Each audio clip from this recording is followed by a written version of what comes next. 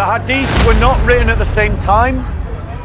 They were not written with any controlling mechanism until around about 200 years after Muhammad, when a science was developed to try and remove fake from true hadiths.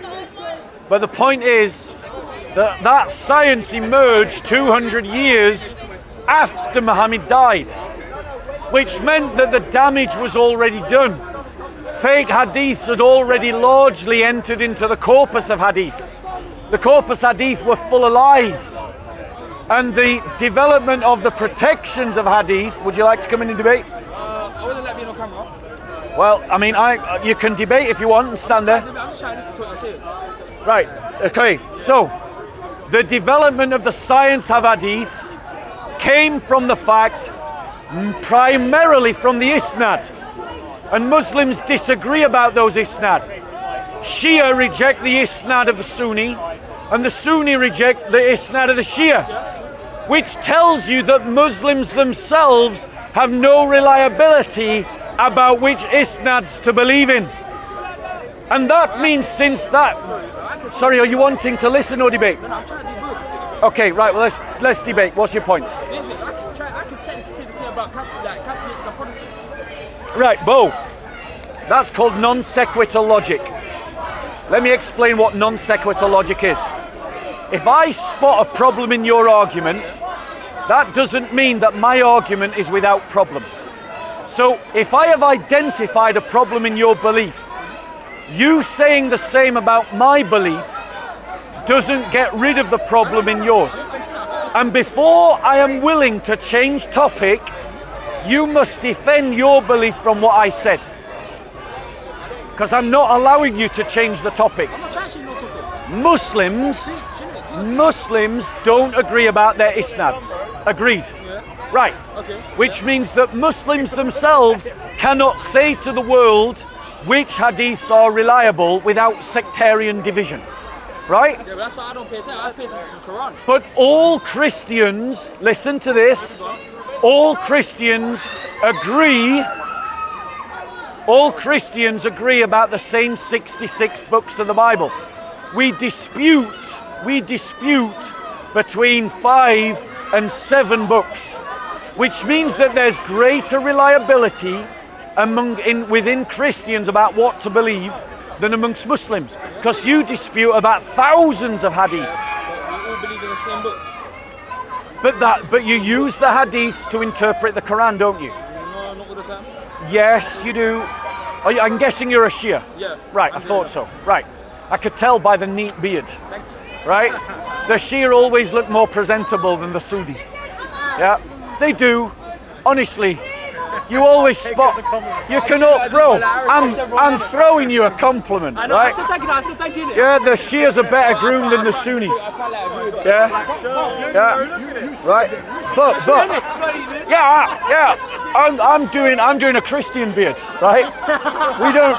We don't do that much grooming. Anyway, bro. The point I'm making to you is, what's your name? Ahmed. Nice to meet you, Ahmed. Nice to meet you. It's first time in the park? 5th. All right. So it's quite an excitable place. Yeah, so. Let's try to have a calm conversation. So my point to you is because the center of hadith the center of Quranic interpretation is the Sunnah, and the Sunnah is drawn from hadith because it's about what Muhammad did, what Muhammad permitted, and what Muhammad said. Right? I'm being fair to your religion, but because Muslim and the heart of what hadiths to believe in is rooted in isnad, right? Who do you take your hadiths from? As a Shia, you reject Aisha. I don't reject Aisha. No, you reject. No, we don't reject her. No, you reject hadiths from her. No, not really. Yeah, you do. I don't.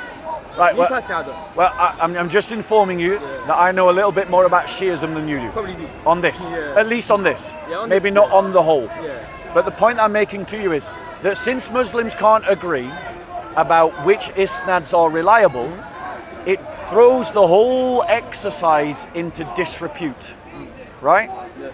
Now, I am not as familiar with Shia hadith as I am about Sunni hadith, right? Because obviously I talk to Sunnis more often than not. But I am sure that if I started familiarizing myself with hadith, I would find forgeries amongst those hadiths. Contradictions amongst those hadiths. Me personally, I don't trust hadiths. Right? Okay. Yeah, I don't. Yeah, that's just me personally. No disrespect to anyone that listens to them and that. Yeah. Yeah. Just me personally, I only listen to the Quran. Okay. I don't trust hadiths because hadiths can be forged. Yep. Yeah. Same with like certain books can be forged. Yeah. All respecting it. Yeah. That's why. Like, seeing the difference between Islam and Christianity. The books, you know, have different. I'm not changing topics. Yeah. Just there. I'm not changing. Oh, we're staying on topic. Don't worry. Christianity has several books. Yep. Several Bibles. Islam only has one, Yep. which only means one thing. We pay attention to one book. Christianity, I'm pretty sure the Bible has been changed more than once. Right, let me reply to that. Ahmed, right? Yeah. Right. So firstly, I want to say, well done you for being smart enough not to trust hadiths. Yeah. But that's the point I'm making. So you're essentially agreeing with me. You're saying, you yourself, I'm saying, I'm giving reasons why hadiths can't be trusted, right? And you're saying, sister, come and stand this side of me. No, can I be honest with you? Yeah, but please don't shout. Yeah. I want. Can I be honest? Can Yeah. I just sister? Yeah. Right? Can't like Right. people like that. Yeah, I don't respect. I don't respect the Muslims when they do it to Christians No, either. I just stopped a bunch of kids from dashing water at the Yeah. there. Yeah, well done you. I told them. Well done you. That's not Yeah. how you make Islam look good. That's how you make it look bad. Exactly. Right. I try. Okay, so well done you, Ahmed. Well done you. Right. But my point is, you're now agreeing with my point. Hadiths can't be trusted. So since we agree about that, let's now move on to Bible and Quran. Yeah. Right. Now you've made a point. You said that there are several books. Yeah. Right. Well, every book of the Bible is a book. So you've understated your case. No, Jim. Right, well, there's, depending on which canon you use, there's either 66, 72, or 78, 81 books of the Bible, right? That's a lot, isn't it? So it's not actually as many as you think. All Christians agree on at least 66, right? But that means that but I also want to say something else, which is that you're not aware of the fact that there are different Qurans. You heard me right? I said about, different like, Qurans. Talking about the Qira'at. Right? Now, I'm going to recommend to you a book that was written by a Muslim, not by a Christian. It's called, it's Fadel Soliman's Quran of the Qira'at. Right? Yeah. Okay? You can look it up, you can buy it for yourself. And what it does is it notes down the textual variants between the different Qira'at traditions. The Hafs, the Warsh, the Duri. Now, on most of those textual variants, it's not a big problem. It's the difference between tree or trees. Has a very minor impact, negligible impact. But there are some variants, actually, that have a very significant localized impact. So this would be, for example, changing who does the action, Allah or one of his subjects, or changing the result of an action. Is someone fighting or does someone die? Right? And these are real changes that impact the very localized meaning of the passage that you're reading. They don't change the overall message of the Quran.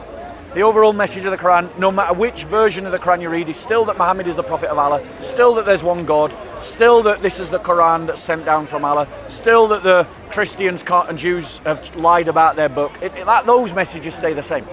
But these localized differences change the minor reading of particular passages, which mean that you don't have a single book.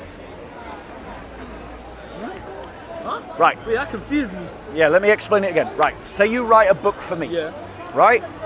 And what I do is I change the book that you write, in which I change the characters that do something. And rather than character A doing something, I say character B did something.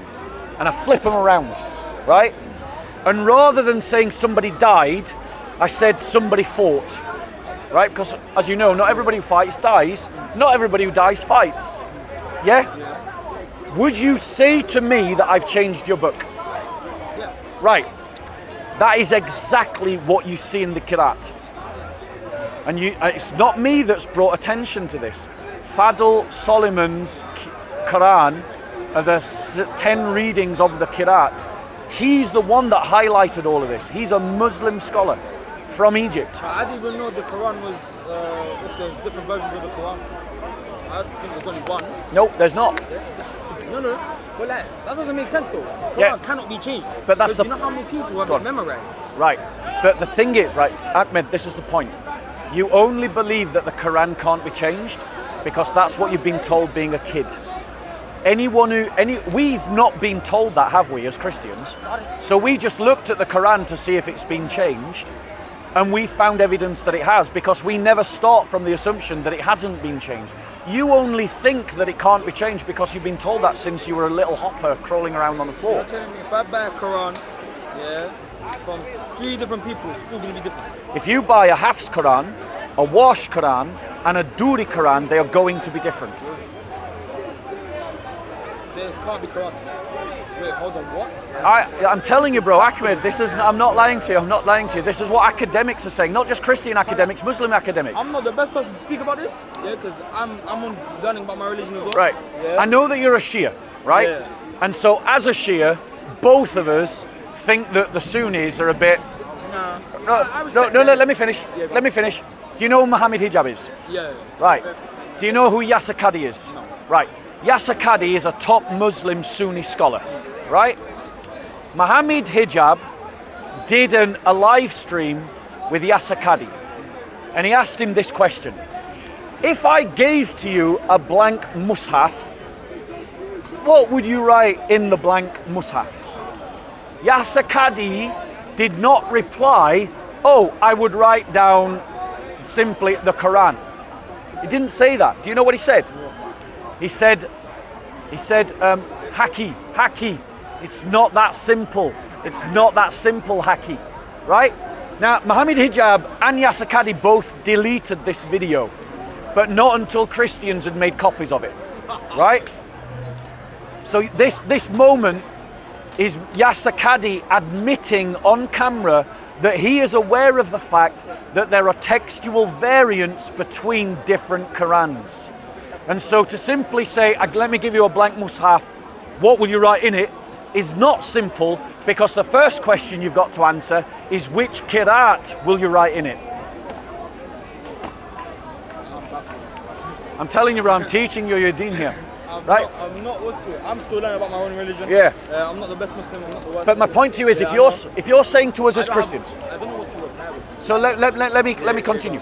If you're saying to me as a Christian, we can't trust the Bible because you got different Bibles. I'm not saying you can't trust me. Right, good. Because we really can trust the Bible. With what Islam taught me, respect people's beliefs, let them do their thing. Yeah. If they want to learn about Islam, they can learn about Islam. If they want to become Muslim, they can become Muslim. Yeah. Never disrespect anyone's religion.